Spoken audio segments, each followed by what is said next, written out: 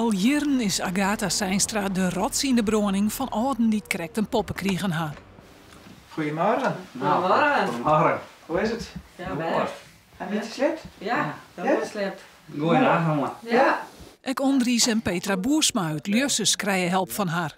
Orune Toons die is Annelieke binnen. Nou ja, je vragen, dan kun je dat door een cremehulp stellen. En als je geen cremehulp hebt, dan kun je ook nergens vragen stellen. En daardoor lust toch wel meer gerustgesteld en was wat zekerder van jezelf. Hing je met zonder crème zwart dwang in?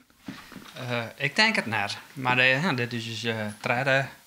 En bij de eerste is het wel belangrijk. Dan ben je onzeker en dan weet je net alles hoe het werkt. Seinstra vindt het wichtig dat de skienwerpers joert op een cremeverzwarsters luchten binnen. Net elke nien had een idee wat het werk inhoudt. Om de mensen goed te begeleiden, af maar de bevalling te assisteren. En vooral de eerste weken een goed thuis te maken in het hele nieuwe leven wat ze te meer te gaan. En je hebt een hele grote ding jaren daarbij. En een heel veel mensen hadden het soms net helemaal in de gaten wat het hierin houdt. Maar Seinstra maakt het haar ook zwargen. Het betterverlof voor Heiten wordt door de minister mogelijk maar een paar dagen verlengd.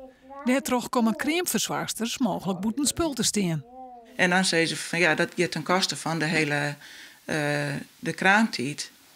Kijk, omdat, je kan net verwachten dat de partner al de zwaar, al hoe goed het er is, maar die missen wel bepaalde dingen daarin. Dus wij zijn bang dat we dan net meer de goede kraamzorg leveren, die kunnen dit weer graag willen.